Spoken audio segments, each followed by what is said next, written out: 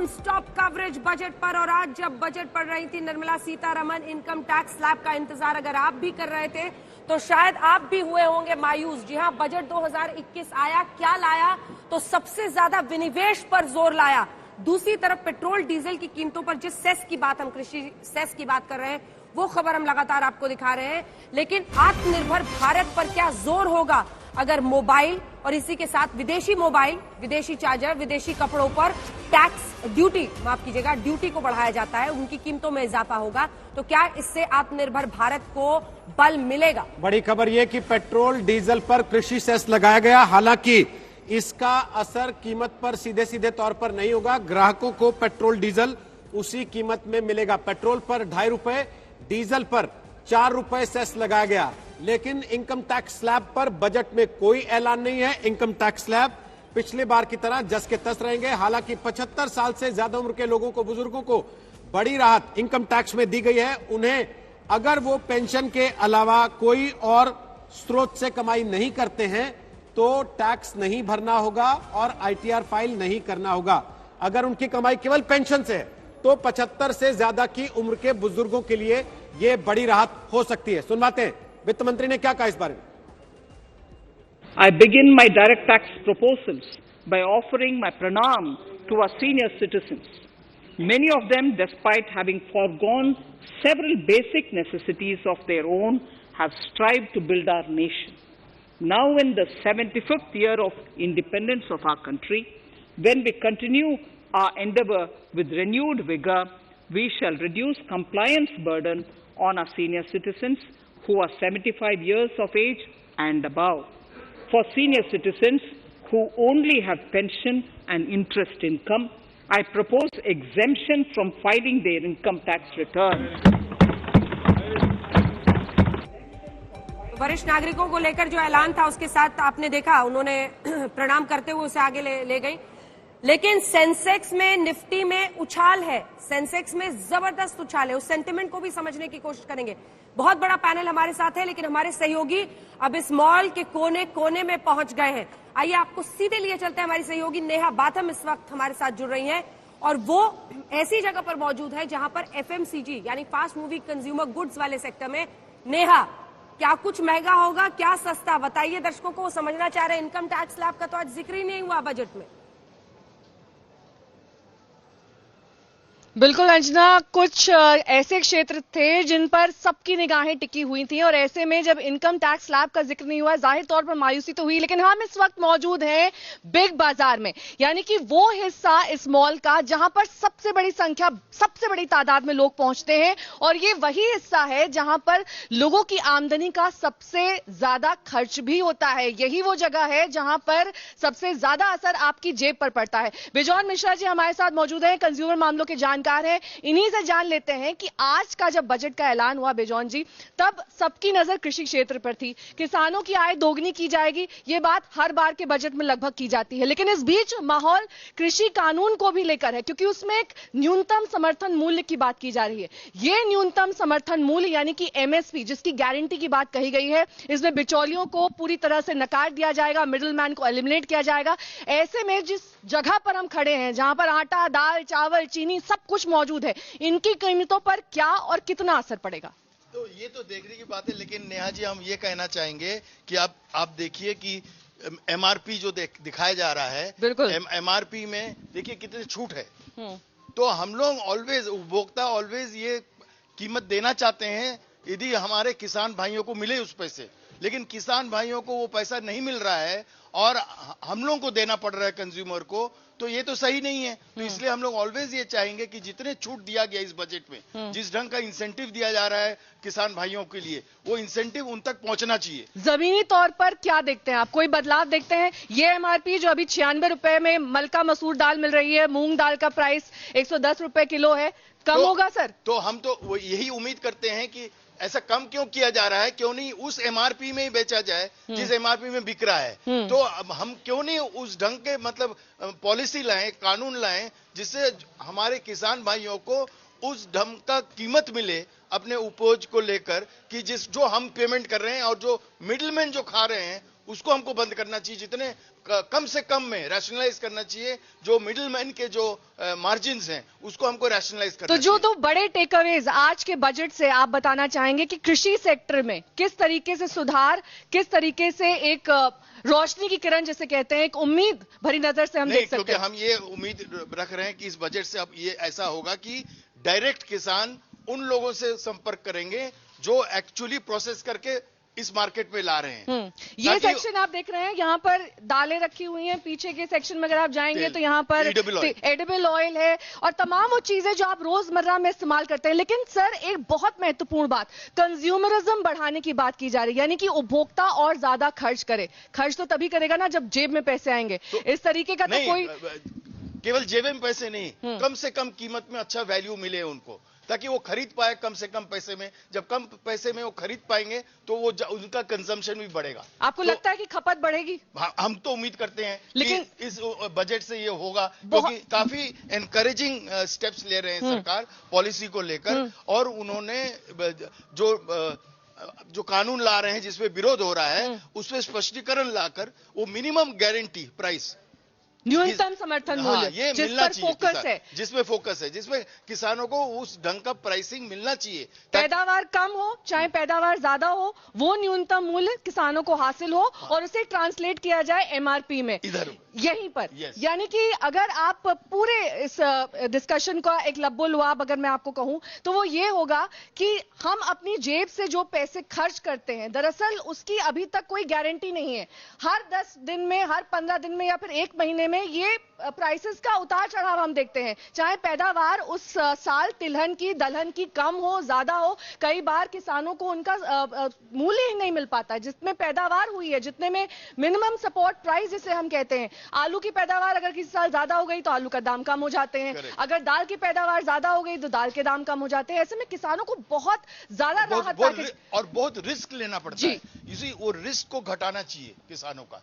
हम यदि आलू उगा रहे हैं तो हमको ये मिलना चाहिए कि मिनिमम हमको जो हमारे कॉस्ट प्राइस है उससे हमको मार्जिन भी मिलेगा, लेकिन ये नहीं कि हमको कॉस्ट प्राइस से कम में बेचना पड़े। आगे बढ़ते हैं, क्योंकि ये पूरा सेक्शन जो हम देख रहे हैं इस वक्त आपके रोजमर्रा की जो चीजें होती हैं, चाहे वो दाल हो, चावल हो, चीनी हो, ये तमाम वो चीजें हैं। अब हम इस सेक्शन में आते हैं क्योंकि ये वो एरिया है जहां पर किसानों की पैदावार जो होती है, जिस पर एमएसपी यानी कि न्यूनतम समर्थन मूल्य की बात कर रही है, चाहे टमाटर हो, आलू हो, प्याज हो। और ये खासतौर पर वो एरिया, खासतौर पर फ्रूट्स की अगर बात कर लें, जो फल होते हैं, फलों के दाम अक्सर बेजॉन जी आसमान छूते हैं इनकी कीमतें, क्योंकि इनका पेरिशेबल जो समय होता है वो काफी कम होता है, यानी कि बहुत कम समय में ये खराब हो जाते हैं। ऐसे में वक्त पर ये कंज्यूमर तक पहुंच पाए, ये एक बहुत बड़ी चुनौती होती है। बिल्कुल, इसलिए कोल्ड स्टोरेज का जो इन्वेस्टमेंट है कोल्ड चेन रखने के लिए, ताकि वेस्ट ना हो। जो फल उगा रहे हैं उनका वेस्ट नहीं हो, उनको उतनी कीमत मिले जितना वो उगा रहे हैं। तो उसको लाने के लिए कोल्ड चेन पे बहुत ध्यान देना चाहिए सरकार को, और कोल्ड चेन में हेवी इन्वेस्टमेंट लानी चाहिए। इसी तो इस बजट में आपने कोई अनाउंसमेंट देखा? हमने ये अनाउंसमेंट देखा कि वो इंफ्रास्ट्रक्चर में बिल्ड करना चाह रहे हैं, और वो ये भी उम्मीद रख रहे हैं कि कई चीज हमारे देश से एक्सपोर्ट होंगे। तो एक्सपोर्ट करने के लिए भी अच्छा पोर्ट की फैसिलिटीज होनी चाहिए, अच्छी सुविधाएं लाना चाहिए। तो ये सारे जो इंफ्रास्ट्रक्चर है फार्मिंग का और एक्सपोर्ट का और इंटरनल डोमेस्टिक कंजम्पशन का, ये सारे चेन, फूड चेन आप जो देख रहे हो, ये जो माहौल है, जो बेच रहे हैं, जो कंज्यूमर आते हैं और जो उनको अच्छा लगता है वो खरीदते हैं, लेकिन उनका यदि हम परचेजिंग पावर और बढ़ा दें और कीमत भी घटा दें तो उनका कंजम्पशन भी बढ़ जाएगा। 42 रुपए प्रति किलो यहाँ पर प्याज मिल रहा है। एक वक्त सर ऐसा भी था जब 100 रुपए में प्याज पहुंच गया था। बिल्कुल, और आप ये भी पूछ लीजिए कि जो मतलब प्याज जो उगा रहे हैं उनको किस कीमत में उनको मिल रहा है, ये जानना बहुत जरूरी है। और उस कीमत को पारदर्शिता के साथ सामने लाना बहुत जरूरी है। कीमतों में पारदर्शिता जरूरी है। इसके लिए जरूरी है कि जो मिडिल मैन है, यानी कि जो बीच के लोग, जो बिचौलिए हैं, उनका जो मार्जिन है उन्हें कट डाउन किया जाए या फिर उनको ही पूरी तरीके से इस चेन से बाहर किया जाए। और जिस कोल्ड चेन का जिक्र बेजॉन जी यहाँ पर कर रहे थे वो बहुत जरूरी है, कि बहुत सारी चीजें ऐसी हैं यहाँ पर आप देख पा रहे होंगे जिनका खराब होने की जो समय सीमा होती है वो काफी कम होती है। ऐसे में बेजॉन जी, जिस कोल्ड चेन का आपने जिक्र किया, इंफ्रास्ट्रक्चर आप पर आज जोर था। 6 पिलर्स में से एक पिलर इंफ्रास्ट्रक्चर भी था। बिल्कुल, बिल्कुल, और हमारा इकोनॉमिक सर्वे में भी ये प्रिडिक्ट किया था कि इंफ्रास्ट्रक्चर में हेवी इन्वेस्टमेंट होनी चाहिए। तो आज हमारे इंफ्रास्ट्रक्चर में हेवी इन्वेस्टमेंट करने के लिए सरकार क्या कर रहे हैं कि डिस इन्वेस्टमेंट कर रहे हैं जहां पर उनको प्रॉफिट नहीं आ रहा है। चलिए अब आपको एक ऐसे सेक्शन में लिए चलते हैं जिसका इम्पैक्ट इस बार के बजट में हम देखने वाले हैं, और वो सेक्शन दरअसल आपके कपड़ों से जुड़ा हुआ है। टेक्सटाइल के लिए काफी महत्वपूर्ण अनाउंसमेंट आज किए गए, घोषणाएं की गई, और ये कहा गया कि कॉटन के कपड़े जो होते हैं वो महंगे हो सकते हैं। यहां तक कि जो लेदर गुड्स हैं उनकी भी बात की गई कि लेदर गुड्स का जो प्राइस होगा, जो कीमत होगी, वो बढ़ सकती है। उसी सेक्शन की ओर हम बढ़ रहे हैं जहां पर इस वक्त ये तमाम कपड़े मौजूद हैं। बीच में जो तमाम आप सामान देख पा रहे हैं दरअसल आपके रोजमर्रा की चाय पत्ती, यानी कि एक कप चाय जो आप जिसकी चुस्की के साथ दिन की शुरुआत करते हैं, वो यहां पर मौजूद है। कपड़ों के सेक्शन में अब आ गए हैं बेजौन जी। टेक्सटाइल पर जोर तो दिया उन्होंने, कहा कि 7 नए टेक्सटाइल क्लस्टर्स खोले जाएंगे, लेकिन उसके बाद जब आखिर में हम पहुंचे बजट स्पीच में, इधर आ जाइए, उसके बाद वित्त मंत्री ने कहा कि जो कॉटन की जो इंपोर्ट ड्यूटी है उसमें इजाफा किया जाएगा। जाहिर तौर पर अपैरल के दाम तो अब बढ़ जाएंगे। ये वो एक सेक्टर था जो काफी उम्मीद और आस भरी नजरों से देख रहा था। बहुत सारी ऐसी मिल्स हैं जो बंद हो गई लॉकडाउन में। नहीं, तो इसीलिए अब आत्मनिर्भर भारत में ये ध्यान दिया जा रहा है कि कैसे हम लोकल इंडस्ट्री को ज्यादा से ज्यादा उनको मतलब इंसेंटिव दें, ताकि वो जो इंपोर्ट हम लोग कर रहे थे उस इंपोर्ट को लेकर, उस क्वालिटी को लेकर, उस गुणवत्ता को लेकर हम कम्पीट कर सके वर्ल्ड ओवर में, यू सी वर्ल्ड ओवर में। और इसलिए वो क्लस्टर खोलना चाह रहे हैं। क्लस्टर से क्या होगा कि उस इंफ्रास्ट्रक्चर के इन्वेस्टमेंट में छोटे से छोटे उद्योग भी वहां काम करना, स्टार्टअप्स के लिए बिल्कुल। बहुत इस बढ़िया सेक्शन में आपको लिए चलते हैं। पूरा का पूरा ये सबसे बड़ा सेक्शन जो आप यहां पर देख पा रहे हैं, ये कपड़ों से भरा हुआ है, और ऐसे में एक बहुत बड़ी चुनौती होता है कि जो आपका जो स्टॉक है उसे क्लियर आउट कैसे करें। कई बार डिस्काउंट्स भी दिए जाते हैं, यहाँ पर फ्लैट 50% कई जगह आप देख पा रहे होंगे, लेकिन इसके बावजूद बेजौन जी स्टॉक क्लियर नहीं होता है। मार किसको पड़ती है? जो मैन्युफैक्चरर्स हैं, जो ब्रांडेड ओनर्स हैं, उन पर मार पड़ती है, क्योंकि ऐसे में आदमी सिर्फ अपनी जरूरत के सामान पर खर्च करना चाहता है। जरूरत थी कि उसकी जेब में एक्स्ट्रा पैसे डाले जाए, और इस पे फोकस होना चाहिए था कि जो इनकम टैक्स स्लैब से कहीं ना कहीं कुछ राहत तो हम चाह रहे थे उसमें, बहुत उम्मीद की, लेकिन निराशा वहां पर हाथ लगी। लेकिन टैक्स बढ़ा भी नहीं, ये भी सोच लीजिए, तो वो हमारे लिए अच्छा है कि टैक्स नहीं बढ़े हैं। सिक्के का दूसरा पहलू देख रहे हैं। लेकिन इसके बावजूद हर बार जो आखिरी सेक्शन होता है बजट स्पीच का, वो इनकम टैक्स पर होता है, लेकिन इस बार तो छुआ भी नहीं वित्त मंत्री ने उसे। लेकिन हम उम्मीद ये कर रहे हैं कि आपके पॉकेट में ज्यादा पैसा आए, इसके लिए वो मिनिमम वेज पे रिविजन्स कर रहे हैं, उनके कोड ला रहे हैं। आप सोशल सिक्योरिटी पे लोग सरकार सोचने लग गए हैं कि आपको कुछ ऐसा बचत भी करना चाहिए कि आपके ओल्ड एज पेंशन मिले। ये नहीं कि केवल आपके बचत से आपका चले, आपको एक अश्योर्ड इनकम मिले आफ्टर रिटायरमेंट। तो ये सारी चीजों, और हेल्थ सेक्टर पे जो इन्वेस्टमेंट किए उससे आपका बचत होगा। बचत होने से आप कपड़ों पे खर्चा करेंगे, आप कुछ ऐसा चीज खरीदेंगे अपने बच्चों के लिए जो आप चाहते हो कि उनको भी नया कपड़ा मिले। तो उस ढंग के यदि बचत आपका दिखाएं सरकार, जो वो घोषित किया है इस बजट में, तो हम उम्मीद करते हैं कि नेचुरली आपके पॉकेट में उस ढंग का डिस्पोजेबल इनकम आएगा। आपकी उम्मीदों पर खरा उतरा है सर ये बजट? वेल, हमसे स्कोर पूछे थे वो लोग, तो हम तो उनको, मैं सिर्फ आपसे पूछ रही हूँ उम्मीद पर खरा उतरा है या नहीं आपकी? वेल, हम जरूर कहेंगे कि और भी उम्मीद। देखिए, हम लोगों के एक्सपेक्टेशन बहुत हाई होते हैं, आम जनता के एक्सपेक्टेशन बहुत हाई होता है कि वो सरकार से ये चाहता है कि कोई टैक्स ना लगे। तो वो तो नहीं होगा, सरकार को तो चलाना है अपने काम को। ठीक है, उसको चलाने के लिए जो कर आप ले रहे हो उसका सही उपयोग हो, वो हम लोग चाहते हैं, ताकि आम लोगों तक उस टैक्स का पैसे के फायदे दिखे, वो जरूरी है। ये नहीं कि आप बोल रहे हो, घोषित बहुत कुछ कर रहे हो, लेकिन आप घोषित कर रहे हैं, लेकिन उसका उपयोग कैसे किया जाए इस पर सबकी निगाहें टिकी होंगी। बहुत बहुत शुक्रिया बेजौन जी हमारे साथ इस सेक्शन में आने के लिए, और दरअसल अंजना ये समझाने के लिए कि कैसे इस बार कुछ चीजें महंगी हो गई हैं, जबकि आत्मनिर्भर भारत पर फोकस था, जबकि वोकल फॉर लोकल पर फोकस था, और ये कहा जा रहा था कि जैसे जैसे डिजिटल इंडिया आगे बढ़ रहा है वैसे मोबाइल फोन का इस्तेमाल बढ़े, लेकिन मोबाइल फोन तो महंगे हो चुके हैं अंजना।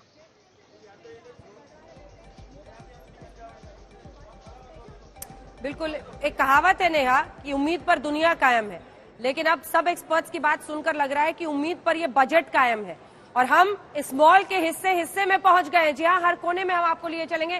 देखिए, विदेशी मोबाइल, विदेशी चार्जर, विदेशी कपड़े पर ड्यूटी बढ़ाने के पीछे ये बताया जा रहा है कि जो आत्मनिर्भर भारत है उसको एक पुश मिलेगा, जो देश के अंदर बनता है उसको एक जोर मिलेगा। लेकिन क्या ये सब कुछ मुमकिन हो पाएगा? आपने दिखाया चिप्स वाला सेक्शन, आपको पता है किसान इतनी कम कीमत पर आलू को बेचता है और वही 1 या 2 आलू में एक पूरा पैकेट बन जाता है, वो 10 रुपए 20 रुपए में बिकता है। ये तो हालत है। क्या जो कृषि सुधार हुए उस पर भरोसा होगा, किसानों का साथ मिलेगा? कई सारे सवाल हैं, लेकिन अब हम आपको अब इस मॉल के दूसरे हिस्से में लिए चलेंगे और तमाम अलग अलग जगहों पर एक्सपर्ट्स बैठे हुए हैं, चाहे वो इंफ्रास्ट्रक्चर का क्षेत्र हो, चाहे वो अन्य क्षेत्र हो। क्या जो सुधार वहां पर घोषित किए गए हैं और क्या एक्सपर्ट्स जो समझ रहे हैं, विनिवेश जिसको लेकर सबसे ज्यादा इस वक्त विपक्ष गुस्से में, वो कह रहा है कि आपने देश की बड़ी बड़ी जो संपत्तियां थी उसको सेल पर डाल दिया है, जो फैमिली प्रॉपर्टी देश की थी उसको आपने फैमिली सिल्वर को सेल पर डाल दिया है, ये सब कुछ कहा गया है। तो अब आइए हम आपको लिए चलते हैं इस मॉल के दूसरे हिस्से में, और चाहे वो डिसइन्वेस्टमेंट विनिवेश का मुद्दा हो, चाहे वो मोबाइल या फिर चार्जर के महंगा होने का, सोना चांदी सस्ता हो रहा है, गोल्ड एक्सचेंज के लिए, हालांकि सोना पर वहीं पर जब सेस लगाया जाएगा तो क्या कुल मिलाकर जो कीमतों में कमी आनी थी वो नहीं हो पाएगा, इन सब पर हम चर्चा करेंगे। लिए चलते हैं आपको दूसरे हिस्से में जहां हमारी सहयोगी चित्रा हमारे साथ। बहुत शुक्रिया अंजना आपका। सुबह से लगातार अंजना के साथ बड़े कवरेज आप देख रहे हैं, लेकिन आपको बता दें चूंकि जेआईपी मॉल के एक बहुत बड़े हिस्से में इस वक्त हमारी मौजूदगी है और बेहद खास मेहमान अतुल गुप्ता जी जो कि डिलॉयट इंडिया के सीनियर डायरेक्टर हैं, वो हमारे साथ जुड़ चुके हैं। आगे चलते चलते सबसे पहला सवाल मेरा आपसे ये है, देखिए बेहद ही खूबसूरती से इस मॉल को सजा दिया गया है और चारों तरफ आपको आज तक का लोगो यहाँ पर चमकता दमकता दिखाई दे जाएगा, लेकिन ये बताइए इस मॉल की रौनक कब लौटने वाली है? क्या इस बजट से इस तरह की कोई भी उम्मीद की जाए कि यहाँ के लोगों के चेहरे की जो स्माइल गुम हो गई थी कोरोना काल के हमने दौरान देखा, ये पूरा का पूरा मॉल बंद था, अब क्या लग रहा है कि इस बजट के बाद धीरे धीरे ही सही लेकिन रौनक यहाँ की लौटेगी?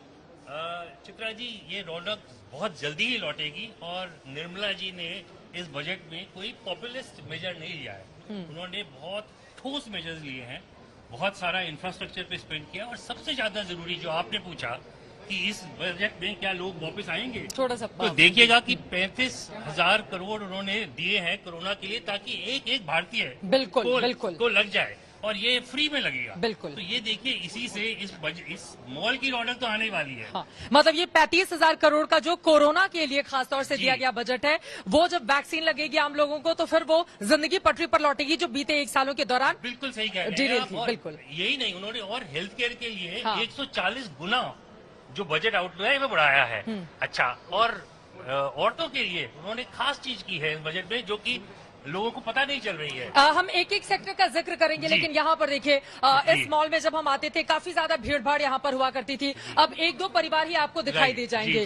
तो यहाँ पर शॉपिंग के लिए खासतौर से लेडीज के लिए हम देख पा रहे हैं किस तरह के प्यारे प्यारे कपड़े यहाँ पर। तो क्या आपको लग रहा है कि अब कम से कम इस बजट के बाद, आपने कहा कि चूंकि कोरोना वैक्सीन के लिए एक बहुत बड़ा अमाउंट यहाँ पर सरकार की ओर से दिया गया है, तो यकीनन उसके मद्देनजर अब यहाँ की खुशहाली और चहल पहल भी वापस लौटने वाली है। ठीक है, लेकिन आगे बढ़ते हुए सबसे बड़ी बात आज के इस बजट की, अगर आम भाषा में, चूंकि हमारे बहुत सारे दर्शक ऐसे हैं जिनको बजट भारी भरकम भाषा में पेश किया जाता है, आम भाषा में अगर समझाने की कोशिश करें तो 5 बड़ी बातें आपको इस बजट की क्या नजर आई? देखिए 5 बजट बात की जो 5 बड़ी बातें जो मैं कह सकता हूँ, सबसे बड़ी बात कि जो इंफ्रास्ट्रक्चर पे स्पेंड है उसकी वजह से आम आदमी को, देखिए नागपुर, चेन्नई, यहाँ पर मेट्रो फेज 2 डाल दी है उन्होंने, तो देखिए कि आपको सुविधा हो जाएगी ट्रांसपोर्टेशन। बिल्कुल। रोड का भी उन्होंने बहुत मैसिव आउटले डाला है। रोड के लिए तो खासतौर से पश्चिम बंगाल, क्योंकि विधानसभा के चुनाव भी वहां पर होने हैं, तो बहुत ज्यादा फोकस दिखा पश्चिम बंगाल और बंगाल और तमिलनाडु और केरला और असम चारों कवर बिल्कुल बिल्कुल बिल्कुल। अच्छा, दूसरी बात जो एक आम आदमी के लिए जरूरी है, गोल्ड और सिल्वर, क्योंकि महंगा हो गया था, अब वो सस्ता हो गया है। एक वो हो गया है। टेक्सटाइल जो कि औरत खरीदती है, ये नायलॉन और पॉलिस्टर के कपड़े, वो सस्ते हो गए हैं। अच्छा, जो आप सोना चांदी सस्ते होने से कम लोगों को थोड़ी राहत मिली होगी, क्योंकि वो बहुत दिनों से इसका इंतजार कर रहे थे। सही कह रही हैं आप। और जो तीसरी बात है, जो ब्रांडेड गुड्स ना होके जो मीडियम वर्ग की जो उत्पादक हैं उनके लिए बहुत सही हुआ है। क्यों हुआ है? क्योंकि उन्होंने कस्टम्स ड्यूटी जो भी मध्यम वर्ग के उत्पादक इस्तेमाल करते हैं उसको बढ़ा दी है। उससे क्या होगा कि आपको अनब्रांडेड गुड्स सस्ते मिलेंगे मार्केट में। आपकी बातों से तो ऐसा लग रहा है कि मतलब अच्छे दिन जो है ये बजट लेकर आ गया है, लेकिन विपक्ष बहुत नाराज है। उसका ये कहना है कि सरकार सब कुछ बेचने पर आमादा है जी। तो उसके बारे में क्या कहेंगे? आपने बड़ी बातें बताई, अच्छी बातें समझाई हमारे दर्शकों को, लेकिन कुछ ऐसे नेगेटिव पॉइंट्स जिस पर सरकार और ज्यादा स्कोर कर सकती थी, कहां पर वो थोड़ी कमजोर रह गई? देखिए, जो उन्होंने सही तरीके से नहीं एक्सप्लेन किया, या शायद टाइम कम था निर्मला जी के पास, कि इतने सारा जो पैसा खर्च हो रहा है वो आएगा कहां से। तो उन्होंने प्राइवेटाइजेशन की बात की है, जो कि लास्ट ईयर प्राइवेटाइजेशन का जो भी था, चाहे वो आईपीओ है LIC का या एयर इंडिया का है, वो सब इस साल में डाल दिया है। तो इस साल उनको डिसइन्वेस्टमेंट से जो पैसा मिल रहा है वही इंफ्रास्ट्रक्चर में जाएगा। उन्होंने एक्सप्लेन किया है। बिल्कुल। तो मैं नहीं समझता कि आगे बढ़ते हुए उन्होंने राजकोषीय घाटे का भी जिक्र किया। उन्होंने कहा कि इसमें भी सरकार को कामयाबी मिल रही है। जी। तो मतलब आपको लग रहा है कि आज का ये जो बजट आया है सामने, उसमें छोटे छोटे मुद्दों को अगर छोड़ दिया जाए तो बड़े मुद्दों पर सरकार एक भरोसा कायम करने में कामयाब रही है। लेकिन चूंकि जिस नोएडा के GIP मॉल में इस वक्त हमारी मौजूदगी है, अतुल जी, यहीं से कुछ ही दूरी पर किसान भी बैठे हुए आंदोलन के लिए, किसानों के लिए खासतौर से सरकार जो बार बार भरोसा दे रही है, उनके लिए आपको लग रहा है कि यह बजट सुकून देने वाला है? देखिए, 2 रीजन से मैं सोचता हूँ सुकून देने वाला है। एक तो जो किसान एजिटेट कर रहे हैं, उनको दिक्कत हो रही थी MSP की। बिल्कुल। तो निर्मला जी ने 5 मिनट लगाए हैं बताने के लिए कि पैडी के ऊपर, वीट के ऊपर, राइस के ऊपर, पल्सेस के ऊपर कितना ज्यादा उन्होंने MSP बांटा है इस साल। बिल्कुल। जो कि 30-35% लास्ट ईयर से ज्यादा है। तो उसी से जो किसान लोग हैं उनको राहत मिल रही होगी कि ये MSP का ढकोसला है वो गलत है। ऐसा नहीं है कि सरकार उनको पैसा नहीं देना चाहती है। जो सरकार उनको निकालना चाहती है वो है इंटरमीडियरी की इनकम। ये बहुत जरूरी हो गया था। देखिए, किसानों के मन में जितने भी सवाल या फिर भ्रम बने हुए हैं, बहुत जरूरी था कि सरकार उसको एड्रेस करे। तो आपको ये लग रहा है कि आज के कम से कम इस बजट के जरिए किसानों को समझा पाने में सरकार थोड़ी कामयाब रही होगी? थोड़ी सक्षम जरूर रही है सरकार इसमें समझाने में। जबकि ज्यादा इसको पॉलिटिकल ना करने के लिए उन्होंने ज्यादा नहीं बोला, लेकिन उन्होंने ये क्लियर कर दिया कि MSP हम ज्यादा ही बांट रहे हैं। तो इसलिए मैं ये समझता हूँ कि किसान खुश होंगे। किसान इससे खुश होंगे। बहुत सारे ऐसे मुद्दे रहे जिस पर आपने चर्चा की। अतुल जी, बहुत शुक्रिया आज तक के साथ जुड़ने के लिए, इस कार्यक्रम का हिस्सा बनने के लिए। तो अतुल जी के चेहरे पर जो मुस्कुराहट इस वक्त आप देख रहे हैं, ऐसी ही मुस्कुराहट इस पूरे के पूरे मॉल में, और सिर्फ नोएडा की नहीं, पूरे इंडिया के मॉल में लौटने वाली है। और लोगों की मुस्कुराहट चलते चलते अगर कुछ आखिरी में बच गया हो 2 लाइन में जल्दी से आप खत्म करना चाहिए। दूसरा आप ये देखिएगा कि जो इनकम टैक्स की साइड पे है, वहाँ पे भी इन्होंने जो वृद्ध लोग हैं उनके लिए बहुत अच्छा काम किया है। लेकिन मध्यम वर्गीय तो उदास रहा ना सर। हम जैसे लोगों के चेहरे की जो रौनक उम्मीद थी कि बढ़ जाएगी, वहाँ पे थोड़ी सी उदासी आ गई। देखिए, एक और चीज जो सरकार ने की है कि जो इन्फ्लेशन है वो उन्होंने स्ट्रेस नहीं किया कि कैसे उन्होंने इन्फ्लेशन भी कंट्रोल करने की कोशिश की है कि कहाँ से फंड आएंगे, उन्होंने बताया है। तो इसलिए इन्फ्लेशन नहीं होगा, वो भी एक अच्छी चीज है। क्योंकि आप देख रहे थे कि अप्रैल से दिसंबर तक 9% इन्फ्लेशन बढ़ा था, जो अब कंट्रोल में है। तो मतलब कुल मिलाकर आज का बजट अच्छे दिन के संकेत करता है, आत्मनिर्भर भारत की दिशा में बढ़ते हुए कदम के संकेत करता है, और लोग भरोसा रखें आगे आने वाला दिन अच्छा होने वाला है। आप यही बता रहे हैं इस वक्त। बिल्कुल सही कह रही हैं चित्रा जी। मैं तो ये सोचता हूँ कि सरकार ने इस बार बहुत अच्छा किया कि पॉपुलिस्ट बजट नहीं दिया, बिल्कुल, कि इनकम टैक्स का रिलीफ दे दिया, क्योंकि ये सब अभी किया था इन्होंने। तो ये एक महत्वपूर्ण बात है कि निर्मला जी ने ये पॉपुलिस्ट मेजर नहीं लिया। बिल्कुल, उन्होंने ठोस कदम लिए जो कि पे करेंगे आने वाले दिनों में। ठीक है, बहुत शुक्रिया साहब आपका हमारे साथ जुड़ने के लिए, आज तक का हिस्सा बनने के लिए। और यकीनन आप जैसे एक्सपर्ट जब इस तरह की बातें कहते हैं तो उसका बहुत ज्यादा फर्क भी पड़ता है। अब जरा आगे चलते हुए हम आपको इस मॉल के न सिर्फ फिर से दिखाते हैं, बल्कि अंशुमन जी इस वक्त हमारे साथ दिखाई दे रहे हैं। और आपको बता दें कि thank you so much sir Atul ji. और अंशुमन सर, मैं देख रही हूँ न सिर्फ सुबह से आप लगातार बता रहे हैं इस बजट के बारे में, बल्कि मॉल में भी देख रहे हैं कि क्या सस्ता और क्या महंगा है। तो कुछ नजर आई और रौनक चहल पहल लौटने वाली यहाँ की लग रहा है। चित्रा, प्रतीकात्मक रूप से हम दरअसल जहाँ से इस बजट का ब्रॉडकास्ट कर रहे हैं वो भारतीय अर्थव्यवस्था का केंद्र है, बिल्कुल, कंज्यूमर। और अगर हम केवल डेटा पॉइंट पे बात करें तो दुकानें खाली की खाली, दुकानें खाली हैं, आपको दिख रही हैं। अगर आप डेटा पॉइंट की बात करें तो भारत की अर्थव्यवस्था 200 लाख करोड़ की है, जिसमें 153 लाख करोड़ केवल हमारे आप जैसे लोग जो खर्च करते हैं उससे आता है। और चूंकि कल इकोनॉमिक सर्वे में कहा गया था कि शताब्दी की सबसे बड़ी मंदी है, तो इस शताब्दी की सबसे बड़ी मंदी में इन कंज्यूमर्स को कुछ मिलना चाहिए था, क्योंकि यही भारतीय अर्थव्यवस्था की जड़ है और वो टरबाइन है, और वो नहीं दे पाई वित्त मंत्री, ये इस बजट से दिखता है। और इसलिए उन्हें इतने बड़े पैमाने पर डिसइन्वेस्टमेंट की कोशिश करनी पड़ी। अगर आप बजट के आंकड़े जितने मैं सुबह से देख रहा हूं, वो इस सब बताते हैं कि सरकार के पास फंड्स नहीं है, और इसलिए सरकार को बड़े पैमाने पर डिसइन्वेस्टमेंट करके पैसे जुटाने पड़ेंगे, तब वो कर पाएंगे। उसका खाका भी पेश करने उसका खाका पेश किया। और दूसरे देशों से अगर आप कल्पना करें, अन्य देशों से जहां ऐसी ही मंदी आई, लॉकडाउन हुए, वहां उन्होंने अपने कंज्यूमर्स के हाथ में पैसे रखे, उनके पेचेक प्रोटेक्शन किए, उन्हें रोजगार रोकने के पैसे दिए। वो सारे काम भारत में इसलिए नहीं हो पाए क्योंकि भारत सरकार का बजट इस समय रिकॉर्ड घाटे में 9.5% का फिस्कल डेफिसिट रिकॉर्ड है, स्केरी नंबर पर है। तो वो जो चुनौती, इसी वजह से अभी अतुल जी हमारे साथ डिलॉयट इंडिया के जो डायरेक्टर जुड़े हुए थे, उन्होंने कहा कि दरअसल इसी वजह से पॉपुलर इस तरह की बजट उन्होंने नहीं, मतलब वो ठोस बजट लेकर आई है। लेकिन आपको लग रहा है कि मध्यम वर्गीय को जो कुछ मिलना चाहिए था वहां पर वो मायूस रहा, क्योंकि पूरे कोरोना काल के दौरान भी उसको सबसे ज्यादा नुकसान पहुंचा है। मध्यम वर्ग से भी ज्यादा महत्वपूर्ण बात क्या है, इस बजट के बाद लोग क्या चाहते थे? दो चीजें, 12 करोड़ रोजगार जो खत्म हुए वो वापस लौटे, जो लॉकडाउन के दौरान थे, और जो तनख्वाहें कटी हैं पूरे देश में 25 से 30%, 40%, क्या इस बजट के बाद उनकी वापसी इंश्योर हो पाएगी? और अगर वो इंश्योर नहीं होती तो वो डिमांड ही नहीं आ पाएगी, जिसके कारण आप जिससे ग्रोथ के रास्ते पर आगे जा पाए। पर यहाँ वित्त मंत्री की जो दुविधा है वो बताती है, और इसलिए उन्हें ये फैसला लेना पड़ा जो राजनीतिक रूप से चुनौतीपूर्ण है। लेकिन ये बीते एक साल तो बहुत चुनौतीपूर्ण सरकार के लिए रहे भी ना, तो आपको लग रहा है कि इन बातों को अगर वो दूर कर लेती, उसको शामिल करती, तो शायद इसको और ज्यादा ये महत्वपूर्ण बात है। लेकिन वैसा नहीं दिखा। बजट का नंबर देखिए, 4 लाख करोड़ रुपए तो सरकार का खर्च वैसे ही बढ़ गया है। तो इस स्थिति में वो ऐसा कुछ नहीं कर पाई जो दुनिया के देशों ने अपने कंज्यूमर्स और मिडिल क्लास के लिए किया था। दूसरी चीज ये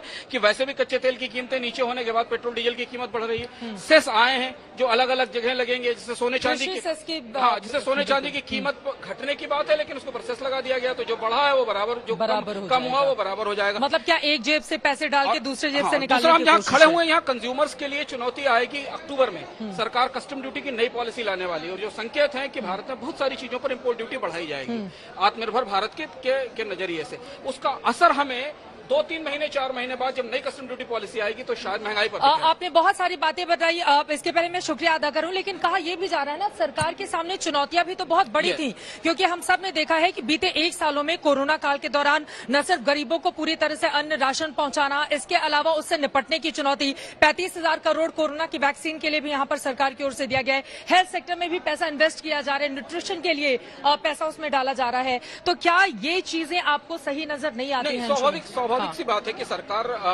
का बजट पूरी तरह डिस्टर्ब है। मैंने पहले कहा, इसलिए वो काम नहीं कर पाए जो आमतौर पर एक मंदी के बजट में होना चाहिए। इस बजट में जो सुविधाएं लोगों को मिलनी चाहिए थी खर्च के लिए, वो नहीं मिल पाई, और वो बजट के नंबर बताते हैं। 4 लाख सरकार ने पिछले साल 30 लाख करोड़ रुपए खर्च करने के लिए कहा था, सरकार खत्म कर रही है 34-34.5 लाख करोड़ पर, 4.5 लाख करोड़ रुपए तो सरकार का एक्सपेंडिचर बढ़ा हुआ है। तो ऐसी परिस्थिति में जो बेनिफिट्स मिलने चाहिए थे मंदी से मारों को, जो मरहम लगना चाहिए था बेकारों पर, या वो नहीं लग पाया। ठीक है, बहुत शुक्रिया अंशुमन जी हमारे साथ जुड़ने के लिए, और आगे भी लगातार आपको हम सुनते रहेंगे। धन्यवाद। अब चलते हैं मॉल के दूसरे हिस्से में। आपको बता दें, बहुत जरूरी हो जाता है अलग अलग हिस्सों में जाकर आपको वो तमाम तस्वीरें दिखाएं जो यहाँ की क्या रौनक लौटने के संकेत करता है या फिर नहीं करता है। अपने आप में ये बड़ा सवाल है।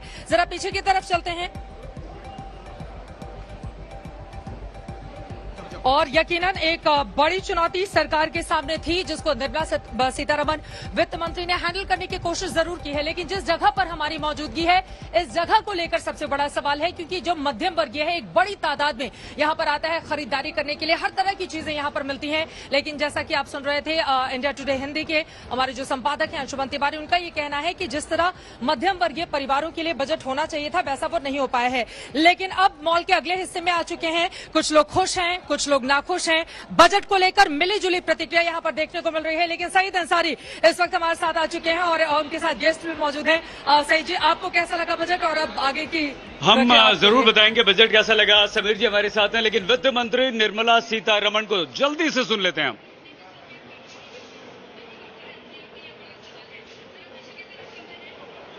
Tax proposals by offering my pranam to our senior citizens.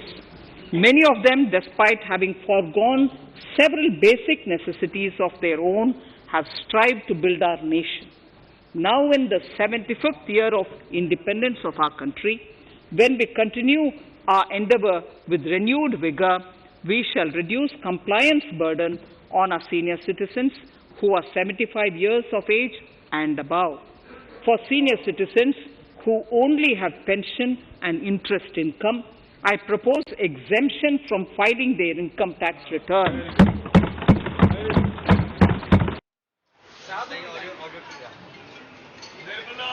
रमण वित्त मंत्री साफ तौर पर हालांकि टैक्स की बात कर रही हैं।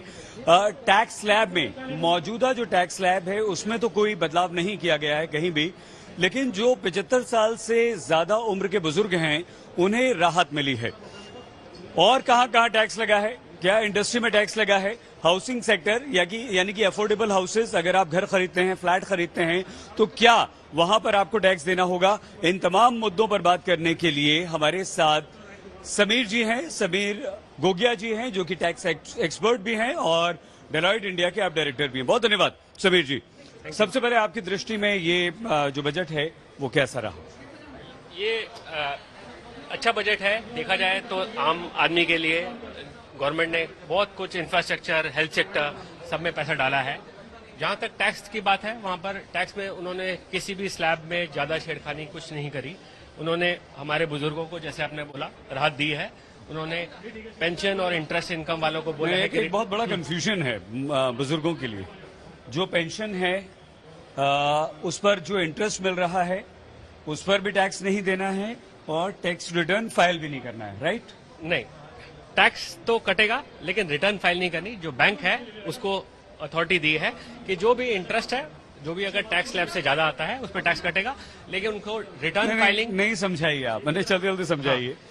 समझाइए ये कि मान लीजिए मेरे पिताजी की पेंशन आती है और वो उसे बैंक में रखते हैं और उसमें से एक हिस्सा या बहुत ज्यादा वो एफडी भी कर देते हैं, तो उस पर जो इंटरेस्ट बैंक दे रहा है उस पर टैक्स नहीं कटेगा? उस पर अगर वो इंटरेस्ट टैक्सेबल लिमिट से ज्यादा होगा, जो भी स्लैब रेट, जैसे एक आप हमें एग्जांपल देकर बताइए। अगर 5 लाख से ऊपर का इंटरेस्ट आया साल का, तो बैंक के पास क्या एक पेंशनर को इतना इंटरेस्ट आ सकता है? नहीं, अगर मेरे पास एफडीज है, मेरे पास मेरे ओवर द टाइम 75 साल तक की जो मेरी सेविंग्स है, मैंने उसका एक एफडी बना रखा है और मेरे को इनकम जो टोटल पेंशन इनकम और एफडी इनकम मिला के अगर वो टैक्सेबल लिमिट से ज्यादा आती है तो बैंक को उन्होंने बोला है कि वो टैक्स काटेगा। और पेंशनर को उनको कंप्लायंसेस नहीं करनी, सो दे कैन स्लीप, आराम से सो सकते हैं। They don't have to do any compliances अगर उनकी सिर्फ पेंशन और इंटरेस्ट इनकम है। लेकिन अगर कोई 75 साल से ऊपर का बुजुर्ग है जिसकी और कोई इनकम अच्छा एक बात बताइए। ठीक है, हाँ जी, ठीक है। ये एक शॉप है यहाँ पर, ठीक है, और आगे चलिए और दुकानें बताएं हम आपको। ये हम मॉल में घूम रहे हैं इस वक्त दोस्तों, नोएडा के जीआईपी मॉल में हम मौजूद हैं और ये देखिए यहाँ भी ये एक बच्चों की कपड़ों की दुकान है। थोड़ा सा दिखाइए, ये बच्चों की कपड़ों की दुकान है। तो क्या समीर जी, हाँ जी, आप बताइए कि यहाँ से अगर इस दुकानदार को कितना टैक्स देना पड़ेगा, और अगर मान लीजिए हम बच्चे के लिए ये कपड़ा खरीदते हैं या सुंदर सी फ्रॉक खरीदते हैं तो हम पर क्या असर पड़ेगा? अगर आप कपड़ों का देखें तो कपड़ों में उन्होंने जो बाहर से इंपोर्ट होगा उसके ऊपर टैक्सेस बढ़ाए हैं, इंपोर्ट ड्यूटी लगाई है। जो हमारे हिंदुस्तान में बन रहा है, because they are promoting make in India, उन सब चीजों पे उन्होंने टैक्सेस वगैरह कोई एक्स्ट्रा नहीं लेवाए करे। नहीं, तो इसका मतलब ये हुआ, आप हमें फिर से समझाइए। इसका मतलब ये हुआ जो बड़े बड़े ब्रांड्स हैं, जो इंटरनेशनल ब्रांड्स हैं, वो ब्रांड अगर हम खरीदते हैं तो उस पर टैक्स ज्यादा देना पड़ेगा, वो महंगे हो गए। अगर वो अपना ब्रांड, अपना प्रोडक्शन में कई चीजें ऐसी यूज करते हैं जो बाहर से इंपोर्ट होती हैं, जैसे अगर मैं कोई चीज बनाता हूं जिसकी कुछ प्रोडक्ट बाहर से आते हैं, बाकी मैं हिंदुस्तान में प्रोड्यूस करता हूं, तो जो बाहर से सामान आ रहा है उसके ऊपर उन्होंने ड्यूटी, और वो भी कपड़ों पे, कॉटन, मेक इन इंडिया। हाँ, मतलब हमारे देश का जो है सूत, कपास, हमारे देश में बनने वाला कपड़ा, जो उस पर कोई टैक्स नहीं लगेगा। इसके अलावा एक और महत्वपूर्ण पॉइंट ये आता है। अच्छा हाँ, टैक्स स्लैब में आगे बढ़ने से पहले हम इंडस्ट्री के बारे में जानना चाहते हैं कि इंडस्ट्री पे क्या क्या टैक्स लगा है या नहीं लगा है। लेकिन जो स्लैब में किसी तरह का मौजूदा बदलाव नहीं किया गया है, इसके पीछे क्या कारण है? इसके पीछे कारण ये है कि हम पिछले साल जब बजट आया तो एक ब्लैंकेट अप्रूवल मिल गया कि एक लिमिट से कम अगर आपकी इनकम है तो आपको कोई डिडक्शन मत लो, आपको कोई डिडक्शन नहीं, कोई फॉर्मेलिटीज नहीं करनी, आपकी इनकम एग्जेम्प्ट है 5 लाख से नीचे। तो उन्होंने एक ब्लैंकेट लोगों को उसमें कवर कर दिया। तो उससे अब आज की डेट में कोई स्लैब्स हमारे ज्यादा कॉम्प्लिकेटेड नहीं है, और प्लस उन्होंने इजी करने के लिए उन्होंने रिटर्न्स के अंदर भी अब प्री फिल्ड इन्फॉर्मेशन आएगी। Pre fill in the sense, थोड़ा माइक ऊपर कर हाँ, दीजिए। प्री फिल इन्फॉर्मेशन मतलब कि उनकी सारी सैलरी इनकम, इंटरेस्ट इनकम और जो भी कैपिटल गेन की इनकम है वो सब ऑलरेडी फिल होके आएगी। तो आपको ज्यादा से ज्यादा रिटर्न भरने के लिए, क्योंकि गवर्नमेंट का मेन मुद्दा है कि लोग कंप्लायंस करें, ठीक उसमें है, उसमें वो ज्यादा ठीक है। ये सारी दुकानें हैं, देखिए ये भी कपड़े की दुकान है, उसके बाद मोबाइल की दुकान है, उसके बाद भी उसी तरह की टीवी, फ्रिज, इस तरह की दुकानें यहाँ पर हैं। एक बार फिर से हम इन पर आए, लेकिन भूल ना जाएं, स्टार्टअप और अफोर्डेबल हाउसिंग, ये दो बहुत इंपॉर्टेंट हैं, और दोनों अफोर्डेबल हाउसिंग और स्टार्टअप पर यहाँ पर जोर दिया गया है काफी। आप हमें ये बताइए, सबसे पहले इन पर हम बात करेंगे, लेकिन यहाँ क्या असर? यहाँ आप देखें कि अगर गवर्नमेंट ने पेट्रोल और डीजल के ऊपर सेस लगाया है, जहाँ पेट्रोल और डीजल थोड़ा महंगाई बढ़ती है तो उसका सारा का सारा इम्पैक्ट इकोनॉमी पे आता है। हर चीज थोड़ी थोड़ी महंगी होती है। अब आप बिकॉज लॉजिस्टिक्स बिकम्स महंगा, तो ये सारी चीजें टैकल करने के लिए ये सब सेक्टर थोड़ा थोड़ा इन्फ्लेशन ऑब्जर्व करेंगे। मतलब आम आदमी के लिए क्या समीर जी ये सच्चाई है कि कहीं ना कहीं थोड़ी राहत देकर मरहम लगाया और कहीं ना कहीं थोड़ा टैक्स लगाकर अपना जो फिस्कल डेफिसिट है, वित्तीय घाटा है, उसे पूरा करने की सरकार ने कोशिश की है? नहीं, अगर आप देखें ओवरऑल बजट बहुत कुछ अलग हुआ है। जैसे हमारे फाइनेंस मिनिस्टर ने कहा था, बहुत कुछ पैसा इंफ्रास्ट्रक्चर, पब्लिक मनी और इंफ्रास्ट्रक्चर में डाला गया है। अब उस पैसे को जो डाला गया है वो आम जनता के लिए है। नहीं, लेकिन ये लॉन्ग टर्म है।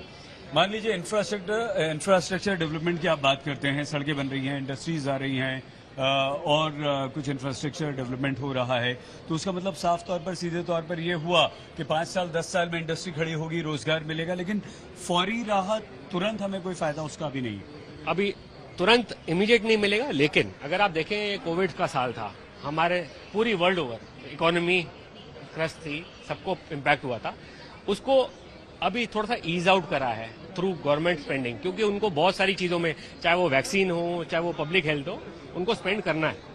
सो गवर्नमेंट को वो स्पेंड करना है, एंड इसका इम्पैक्ट आने वाले, अगर आप प्रोजेक्शन देखें वर्ल्ड वाइड, दे से कि after 2 years it will come back to pre covid area, which means कि ये 2 साल आने वाले गवर्नमेंट को बहुत कुछ स्पेंड करना है, लोगों के लिए, वैक्सीन के लिए, पब्लिक इंफ्रास्ट्रक्चर के लिए, और इसका इम्पैक्ट शायद 2-3 साल में नजर आने लग जाएगा, वेयर बहुत कुछ स्पेंड होगा पब्लिक इंफ्रास्ट्रक्चर में, लोगों की जॉब्स बनेंगी, लोगों को जॉब जनरेट होंगे, और दिस इज हाउ इकोनॉमी ऐसी चलती है। हमारी जो सरकार है समीर जी, वो बहुत ज्यादा जोर इंफ्रास्ट्रक्चर पर देती, इंफ्रास्ट्रक्चर के अलावा स्टार्टअप पर देती है।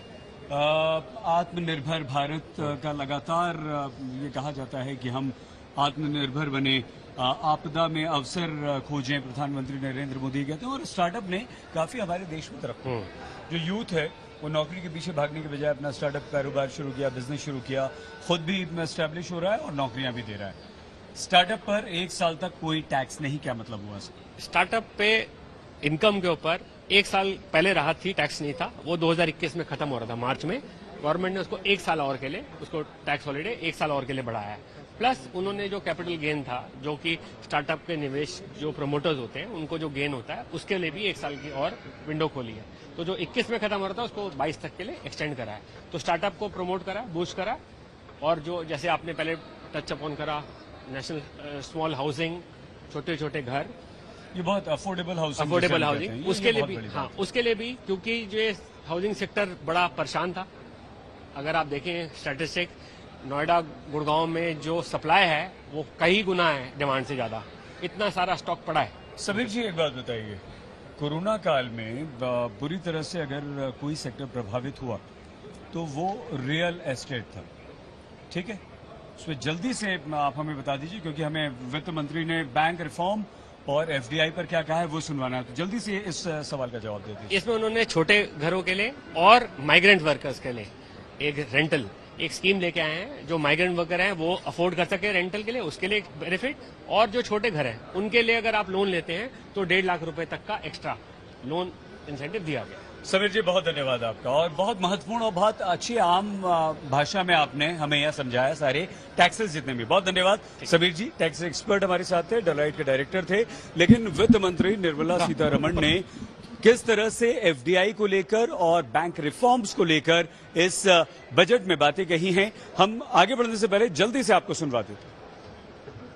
To further consolidate the financial capital capacity of PSBs, further recapitalization of 20,000 crores is proposed in 21-22. Deposit insurance. Last year, government had approved an increase in the deposit insurance cover from 1 lakh rupees to 5 lakhs for bank customers. I shall be moving amendments to DICGC Act 1961 in this session itself to streamline the provision so that if a bank is temporarily unable to fulfill its obligations, the depositors of such bank can get easy and time-bound access to their deposits to the extent of the deposit insurance cover. This would help depositors of banks that are currently under stress. I propose to amend the Insurance Act 1938 to increase the permissible FDI limit from 49% to 74% in insurance companies and allow foreign ownership and control with safeguards. Under the new structure, the majority of directors on the board and key management persons would be resident Indians, with at least 50% of directors being independent directors. Honorable Speaker, sir, in the case of pulses, the amount paid in 2013-14 was 236 crores. In 2019-20, this was increased to 8,285 crores. Now in 2021, it is at 10,530 crores. More than 40 times increase from 2013-14. The receipts to cotton farmers have seen a stupendous increase from 90 crores in 2013-14 to 25,974 crores I'm giving you data as of 27th January 2021. This is bound to increase from 90 crores for cotton farmers in 2013-14 to 25,974 crores in 2021. All the details in complete narration is available in Annexure 4 to my speech.